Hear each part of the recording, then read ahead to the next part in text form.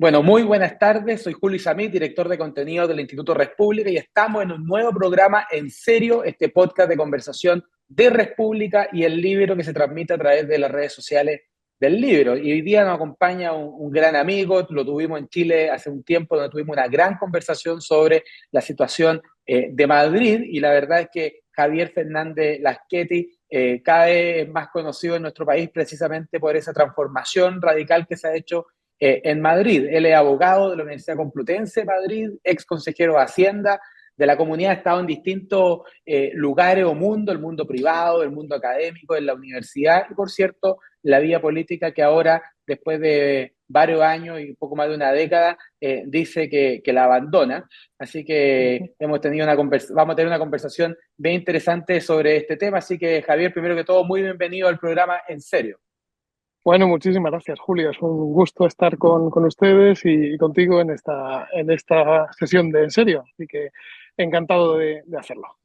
Bueno, la pretensión de este podcast en estos pequeños, cortos y breves minutos es poder tener algunas preguntas de lo que tú has hecho en Madrid y poder un poco comprender este fenómeno. A ti te ha tocado trabajar muchos años y en distintas ocasiones en el gobierno de la Comunidad de Madrid, y hoy día a nivel mundial Madrid es reconocido por su éxito económico, a diferencia, por desgracia, de otras comunidades autónomas de España. Y en ese sentido el gobierno de Madrid ha tenido un sello especial.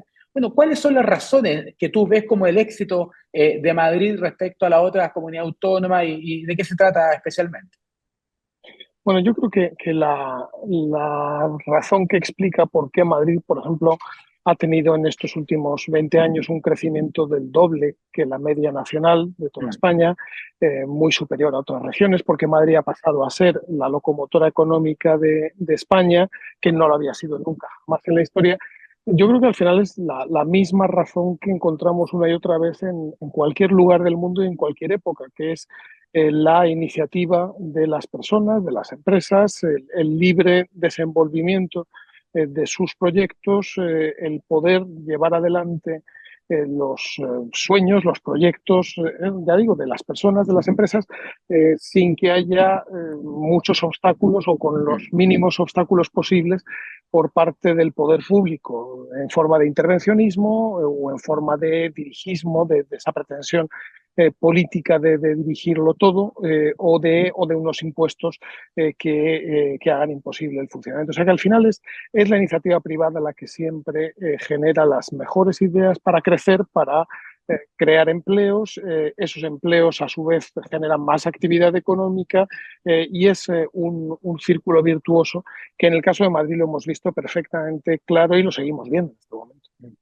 ¿No te parece, Javier, a propósito de tu respuesta, que todo lo que estás diciendo aparece como tremendamente novedoso por su implementación, pero son ideas que hemos escuchado, entre comillas, desde siempre, ¿cierto? Tú ingresaste a la política inspirado por personajes como Ronald Reagan y Margaret Thatcher, que son personas que también inspiran la labor de República, ¿cierto? Y uno escucha los discursos de Reagan, los discursos de Thatcher, mucho a propósito, por ejemplo, del dinero de los contribuyentes. En Chile estamos en medio de una lamentable crisis política por caso de corrupción y se habla mucho del dinero público, pero en verdad es dinero de las personas que hemos entregado a una comunidad para ser administrado, y lamentablemente se está administrando de la peor manera posible en el caso de Chile. Entonces, me llama la atención porque uno te escucha y dice, pero si esta es la receta de siempre, ¿por qué es tan novedosa? ¿Por qué Madrid la hizo novedosa y como la puso de moda?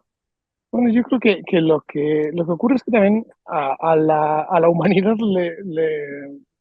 continuamente se olvida de las razones por las cuales mejora y por las cuales ha ido progresando en estos últimos años o décadas, claramente en realidad en todo el mundo y muy particularmente en las sociedades occidentales, como pues el caso de Chile o el caso de España.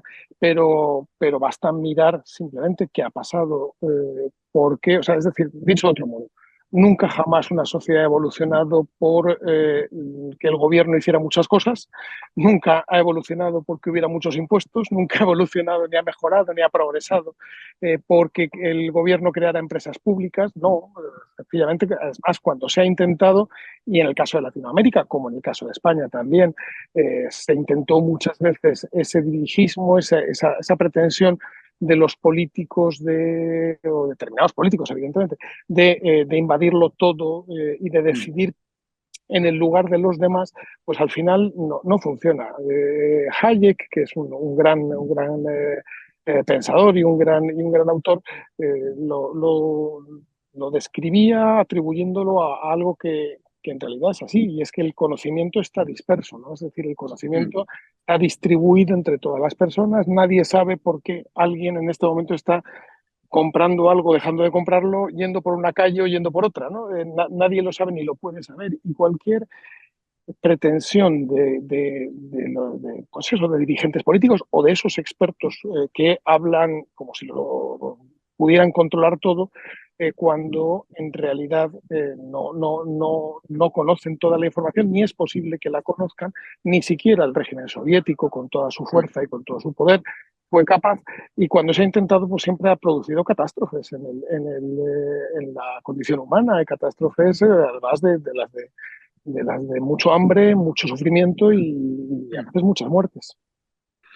Bueno, cuando tú visitaste Chile y tuvimos este encuentro con República hace algunos meses, te contábamos de que en Chile estaba discutiéndose la reforma tributaria, que es un eufemismo para hablar de un alza de impuestos, porque siempre la reforma tributaria en Chile siempre ha significado más impuestos a las personas y no menos en ese sentido. Entonces, la mala noticia, querido Javier, es que en Chile se sigue discutiendo lo mismo. Lo que pasa es que ahora el gobierno le cambió el nombre y ahora ya no es una reforma tributaria, sino un pacto fiscal.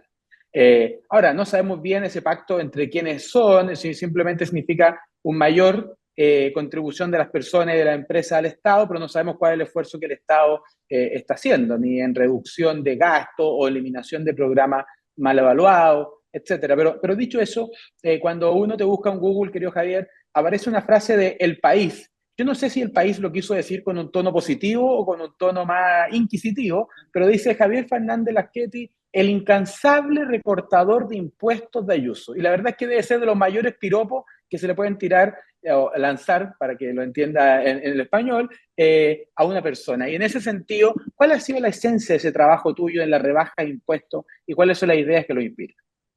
Bueno, sospecho que el redactor del País o el editor que puso ese titular no pretendía ser especialmente cariñoso conmigo, pero debo decir que es de las cosas que, como tú dices, me siento muy feliz de que me califiquen así. Efectivamente, en los 4 años que yo he sido consejero de Hacienda, digamos, el equivalente al ministro regional de Finanzas de la Comunidad de la Región de Madrid, con Isabel Díaz Ayuso como presidenta, hemos bajado los impuestos 20 veces en 4 años, y con unos resultados excelentes. Yo creo que ahí la clave ha sido la continuidad en esa política. Es decir, en España pasaba un poco como tú estás diciendo, es decir, durante los años 80 hasta finales de los 90, 70, cuando se hablaba de impuestos siempre era para subirlos. Hasta que yo recuerdo muy bien cuando José María Aznar, que era entonces presidente del gobierno, yo tuve la gran fortuna de trabajar con él directamente, cuando José María Aznar planteó por primera vez una bajada del impuesto sobre la renta. En España, ya sabes que impuesto sobre la renta es impuesto sobre ganancias de las personas físicas. Cuando planteó por primera vez bajar los impuestos, que fue en el año 97-98, bueno, pues muchas personas consideraban que eso iba a ser impopular y que eso mejor no hablar de ello. José María Aznar, que en esto como en todo fue el que dio el giro de timón decisivo, por supuesto no hizo caso a los que le decían, uy, estas cosas mejor no meterse en ellas porque va a provocar una discusión. No. Hemos prometido que lo vamos a hacer, lo hizo, y a partir de ese momento en España se abre un proceso en el cual hay una parte del espectro político, el de la izquierda, que sigue siendo partidario de subir los impuestos, pero otra parte, el lado, digamos, liberal, el liberal conservador, que es el del Partido Popular, que es partidario muy sostenidamente de reducirlos. En el caso de Madrid, eso lleva siendo así desde el año 2004, cuando Esperanza Aguirre empieza, primero prácticamente suprimiendo, bonificando al 99% el impuesto de sucesiones, el impuesto de las herencias, luego eliminando el impuesto sobre el patrimonio, que es un impuesto a la riqueza que solamente existe en España, es el único país de la Unión Europea en el que ese impuesto existe y existía en todos, pero todos lo suprimieron porque es un impuesto que no conduce nada más que bueno, pues a la descapitalización y a la pérdida de ahorro y de inversión, y con sucesivas rebajas del impuesto sobre la renta, que empezaron en el año 2007 y han continuado. La última la hicimos en el anterior gobierno de Isabel Díaz Ayuso en el año 2021. Y los resultados son muy buenos, es decir, muy buenos en términos de crecimiento económico, es decir, hay una correlación evidente entre crecimiento económico más, más dinero, es decir, al final estos 20 años reduciendo impuestos en la Comunidad de Madrid han significado que más o menos unos 75 billones de dólares se han quedado en manos de sus propietarios, en manos de la gente, en manos de los ciudadanos, de las familias, de las empresas, que por supuesto los han aplicado en algo o han invertido o han ahorrado o han comprado o han consumido. Eso ha generado actividad económica, esa actividad económica ha requerido a más personas, por tanto ha crecido el número de personas trabajando muy significativamente. Los últimos años de Isabel Díaz Ayuso han sido prácticamente 300.000 empleos creados en 4 años, que eso es una cantidad muy importante. Y claro, cuando hay ya esa trayectoria de 20 años seguidos bajando impuestos, los resultados se ven y se pueden explicar. Es decir, yo me sentía mucho más fuerte explicando las últimas bajadas de impuestos que hicimos hace 1 o 2 años, porque podía argumentar no solamente con un créanme, yo les prometo que, sino miren, Claro. bajamos 5 veces, por ejemplo, uno de los argumentos típicos que se usan en el debate aquí y en todas partes, es el de, bueno, pero es que si bajamos el impuesto, por ejemplo, el impuesto a la renta, que es el principal, si bajamos el impuesto va a haber menos dinero para financiar los servicios de salud o los servicios de educación. Bueno, pues vamos a mirar qué pasó las otras veces que bajó, que se recortó el impuesto sobre la renta. Bueno, pues resulta que uno lo ve y la primera vez que se recortó el impuesto sobre la renta en Madrid, la recaudación ese mismo año aumentó en 300 millones de euros, la segunda vez aumentó en 500 millones de euros, la cuarta vez aumentó en 1.000 millones de euros. Luego entonces, use usted otro argumento si quiere ir en contra, pero no me diga que es una cuestión de que por bajar los impuestos va a haber menos recaudación tributaria, porque no es necesariamente así. Bueno, hay varios elementos de lo que tú comentabas recién, Javier, ¿cierto? Lo primero es el típico argumento de la izquierda, de decir no podemos bajar impuestos porque eso significa menos recursos para apoyar a las familias más vulnerables. Y la experiencia de Madrid nos viene a demostrar que no es así, ¿cierto? Lo que tú decías muy bien de que esto no era solamente ideas, sino que son ideas aplicadas. Son cosas que están pasando. Y en ese sentido, cuando uno mira el siglo XX nos permitió conocer los socialismos reales, por desgracia, algunos de esos vestigios todavía quedan y en América Latina bien lo sabemos, ahí está Cuba, está Venezuela, está Nicaragua, pero en España, por su régimen distinto al tradicional que tenemos en América Latina de un país unitario, usted tiene un Estado con comunidad autónoma, la comparación es muy fácil de hacer, ¿cierto? Es muy evidente. O sea, cuando tú aplicas reglas distintas en una comunidad, es muy fácil comparar con la de al lado, equivalente al gran caso histórico de la península coreana, ¿cierto? En Corea del Norte se aplican una idea, en Corea del Sur se aplican otra y el resultado es distinto. Ustedes tienen algo similar, ¿cierto? Tú puedes comparar las reglas o los impuestos de el País Vasco o de Cataluña con Comunidad de Madrid y evidentemente el resultado es distinto. ¿Has visto tú como un impacto ejemplificador de Madrid en el resto de las comunidades o sigue siendo como una isla en ese sentido?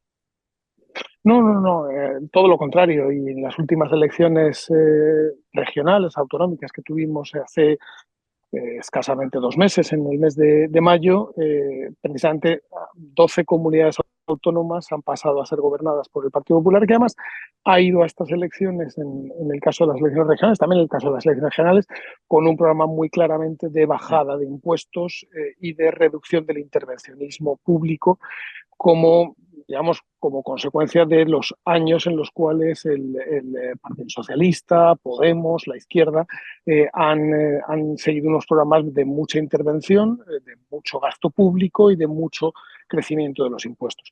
Claramente, en el caso de España, efectivamente, la comparación siempre es un método muy bueno para formarse criterios sobre las cosas, y cuando uno ve que una región como Madrid, bueno, pues con unos impuestos que son muy claramente, por ejemplo, en impuestos sobre la renta en Madrid se pueden pagar más o menos en determinados tramos incluso siete puntos menos que en otra región como era la Comunidad Valenciana, gobernada hasta hace poco por el Partido Socialista.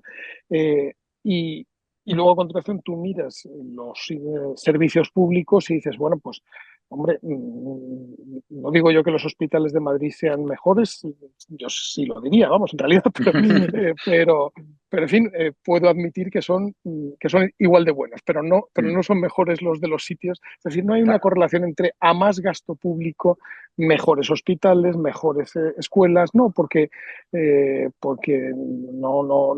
evidencia empírica no permite afirmar que el incremento de impuestos y de gasto público vaya a mejorar por sí mismo ni la sanidad, ni la educación, ni las universidades, ni los programas de ayuda a las personas más necesitadas.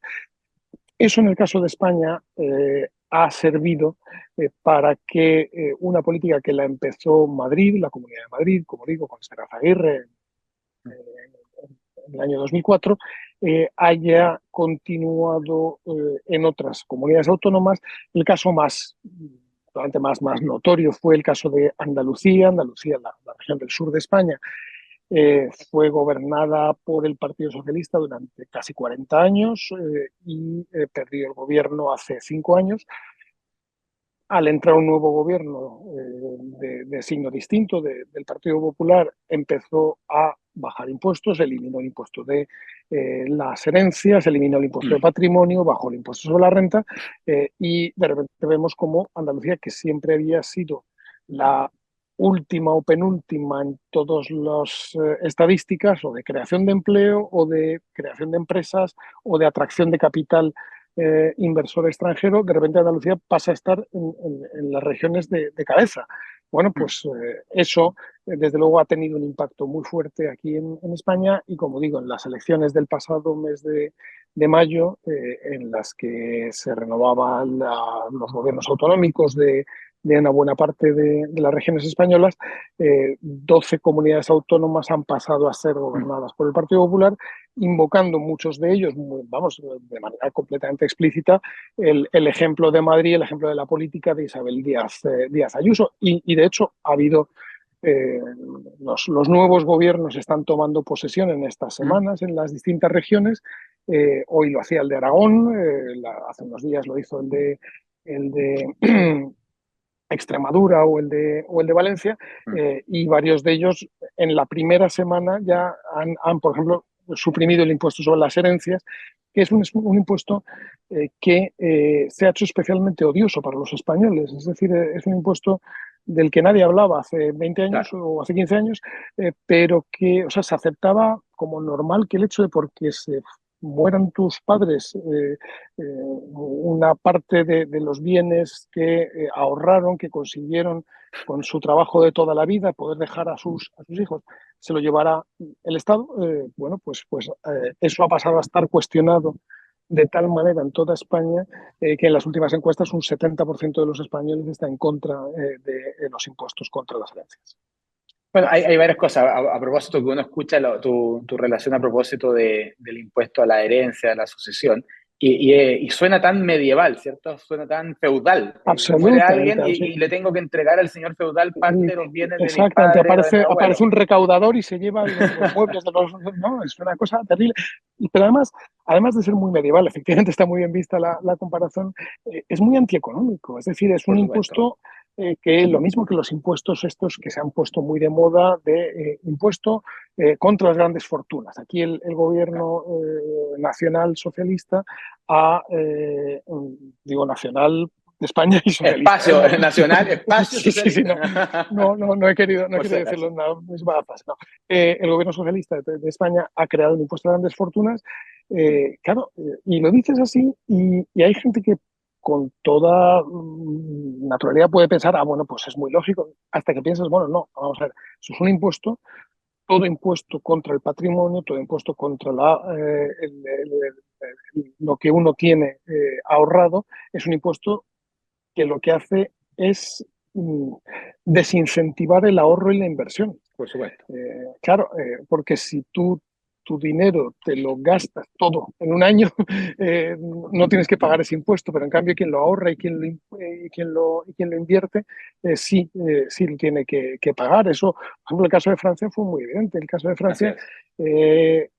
se hizo en el último gobierno socialista un impuesto de grandes fortunas.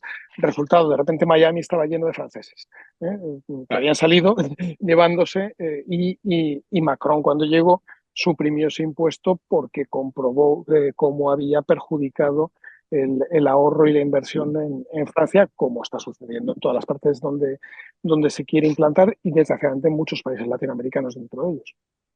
Así es. En ese sentido, a propósito de que en esto la izquierda tiene una retórica muy interesante y te quería preguntar de eso a propósito porque son expertos, por ejemplo, a la hora de hablar de los impuestos, de ponerle como virtudes o un discurso moral. Esto es para contribuir a la solidaridad. Y quizás la mejor solidaridad es que las personas creen en nuevos emprendimientos, creen en nuevas iniciativas, emprendan, y eso va a generar que todos vivan mejor. Entonces, te quería preguntar cuál es tu visión respecto al típico argumento de izquierda de hacer solidaridad. Por supuesto, se hace solidaridad con bienes ajenos, con los recursos de otros. Y Claro, lo claro, segundo es tu visión respecto al impuesto del patrimonio. Cuando tú estuviste en Chile, nos dijiste una frase muy buena, que era por eso de que el impuesto del patrimonio no solamente es antieconómico, sino que es profundamente injusto y en algunos casos hasta expropiatorio. claro, efectivamente. Vamos a ver, lo primero es que hablar de solidaridad cuando se está hablando de impuestos es engañar a la gente. Es decir, Mm. la solidaridad, eh, su punto de partida es la voluntariedad. Es decir, quien quiere, y mucha gente lo quiere, ayuda a otras personas porque quiere. Y eso, al ser voluntario, es lo que se convierte en algo solidario. Lo otro no, lo otro es obediencia. Mm. Es decir, a mí me quitan coactivamente de mi ahorro, de mis ganancias, un determinado porcentaje y se lo lleva alguien y la consecuencia es que si no lo hago me llevan a la cárcel, ¿no? Entonces, Claro. eso no es solidaridad, eso es coactividad y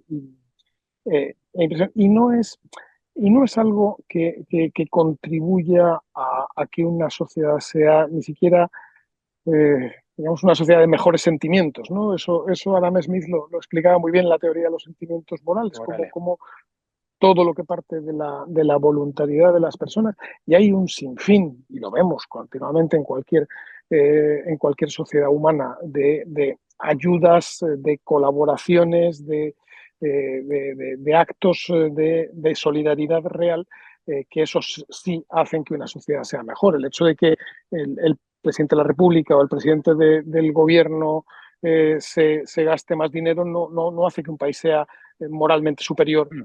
al de al lado. Lo que sí lo hace moralmente superior, y ahí enlazo con la otra parte de lo que decías, es cómo eh, eh, cada una de las iniciativas de las personas, de las empresas, cuando crean un nuevo negocio, cuando amplían una determinada empresa, se establecen en otra parte o una inversión extranjera que llega, todo eso Mm. hace que más personas vivan mejor. Primero Claro. porque hay bienes y servicios que se ofrecen a más personas, que se ofrecen a mejores precios, y segundo porque hay más personas trabajando, ¿no? Desde luego, algo que yo he tenido muy claro desde siempre y se lo escuché también, como tantas cosas, a José María Aznares, es que cuando se habla de política social, a ver, aquí la mejor política social es que haya empleo. Y el empleo no lo crean los gobiernos, el empleo lo crean las empresas. Y por tanto, lo mejor es que haya más empresas y que crezcan y que facturen más, que desaparezca ese discurso público que habla de los beneficios empresariales como si fueran un crimen contra el pueblo. No, no es verdad. Tiene que haber beneficios empresariales porque si no los hubiera desaparecería la empresa. Y es bueno que existan empresas, ¿no? Entonces, en ese sentido, toda esa manera de hablar de las empresas y del beneficio como si fuera algo que lo mejor que nos podría pasar sería que desapareciera, es algo profundamente destructivo y más sobre todo para las personas que más dependientes son de, bueno, pues de sus ingresos de todas las semanas o de todos los meses de su trabajo. Decías del impuesto sobre patrimonio, el impuesto sobre las llamadas fortunas. Efectivamente, es un impuesto que en el caso, por ejemplo, de España, tal y como lo ha reconfigurado el gobierno actual, que además lo ha hecho de una manera completamente inconstitucional, por una cuestión ya de distribución de competencias entre el Estado y las regiones, pero es que además es un impuesto completamente, como digo, destructivo, ya lo decía antes, del incentivo para el ahorro y para la inversión. Claro. Es decir, eh, uno piensa, bueno, si en este lugar eh, me van a estar detrayendo el 1, el 2 o el 3% de mi patrimonio todos los años, pues entonces o no ahorro o no invierto, me lo llevo a otro sitio o busco una manera legal de recolocarlo de una manera que esté protegido de ese impuesto, porque se convierte en profundamente confiscatorio. Claro, es decir, llega un momento en el cual te tienes que desprender de patrimonio para poder pagar el impuesto de patrimonio. Y esa es la definición técnica de la confiscación, ¿no? Claro. Y eso es algo que en España acaba de empezar ahora, ese nuevo impuesto que ha inventado el gobierno socialista. Yo espero que desaparezca pronto, pero es un impuesto que ahora en el mes de julio lo han tenido que pagar las personas que estaban incluidas dentro del perímetro del impuesto, y seguro que y yo espero que este primer año, bueno, como hay muchas personas que piensan que no va a durar ese impuesto porque lo va a eliminar el Tribunal Constitucional o el siguiente gobierno español, pues no tenga mucho impacto, pero si eso perdura 2 ejercicios más, estoy seguro que sí veremos las consecuencias y no serán buenas. Oye, Javier, se nos ha pasado, en Chile decimos volando este podcast, estamos Venga. llegando a la parte final. No quiero terminar comentándote una cosa que había leído en el libro Héroes de Paul Johnson, la visión de este historiador británico a propósito de Reagan, Thatcher y Juan Pablo II. Y él decía que quizás para los tiempos que se vivió, Reagan era demasiado conservador, Thatcher era demasiado liberal, incluso Juan Pablo II era demasiado católico, pero aún así los tres transformaron el mundo. Solo para terminar en estos pocos segundos que nos quedan, ¿qué espacio le ve a esta idea tú en el mundo actual, en este resurgimiento de este ideario? Bueno, vamos a ver, no vivimos buenos tiempos para los liberales, y yo soy liberal, y no vivimos buenos tiempos porque hay una parte de la derecha en todo el mundo que se está apuntando a ese intervencionismo, a ese proteccionismo, por ejemplo, que desgraciadamente la izquierda ha tenido en estas últimas décadas, o siempre, ¿no? Yo creo que eso no es bueno. Yo creo que hay que estar muy prevenidos y muy en guardia contra toda tentación de pensar que con menos comercio internacional, con más intervención pública pues eso, en la industria a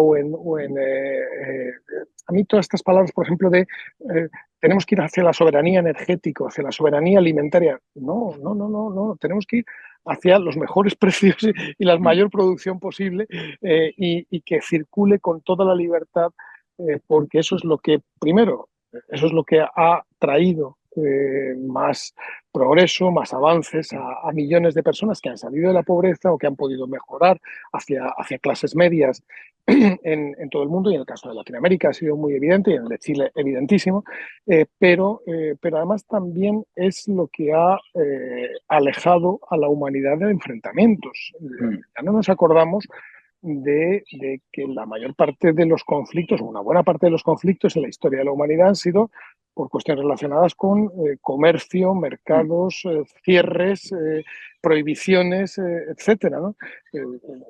Vamos, la historia de Europa está llena de eso, desgraciadamente, ¿no?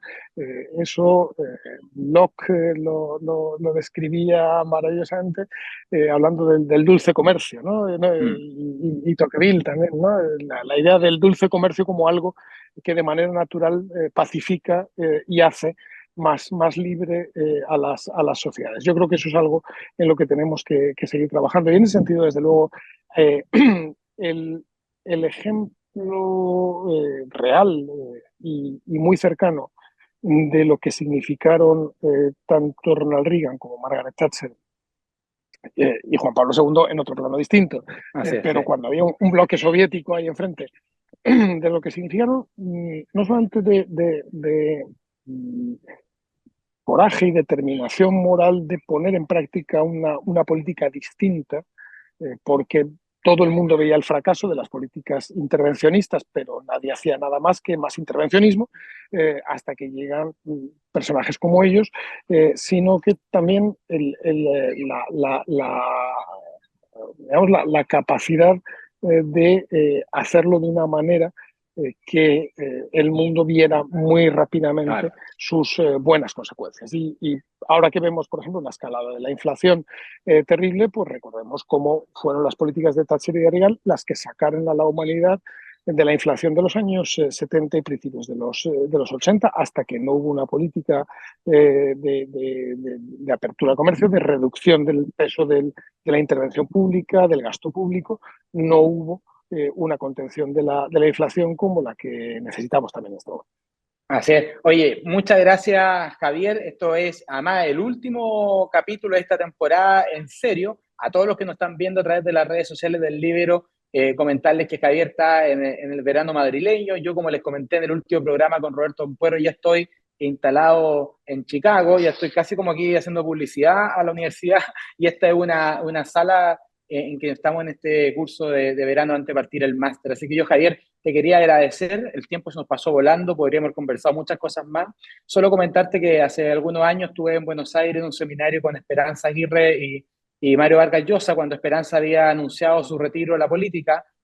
Tú anunciaste tu retiro de la política hace poco, y recuerdo las palabras de Mario Vargas Llosa cuando dijo que espero que sea la primera y última vez que nos mientes. Así que, así Nada, que yo Javier, creo el que la mayor de los política, éxitos. yo creo que la política es bueno estar y en un determinado momento decidir que ya es el momento de dejar de estar y ese, yo he decidido que ya es el momento de dejar de estar, pero tú tienes que estar, Julio, y haces muy bien en seguir mejorando tu capacidad y tu formación ahora en ese máster en Chicago. Y muchísimas gracias por haberme tenido en este podcast y por tener el honor además de ser el último de la temporada, que me hace mucha ilusión. Muchas gracias, Javier. Agradecemos a José Antonio Caz, Evelyn Matei, Cayetán Álvarez de Toledo, Roberto Ampuero, Alejandro San Francisco y Javier Fernández Lasqueti por participar de esta temporada y nos estaremos viendo en los próximos meses en una nueva temporada en serio. Que estén muy bien, nos vemos.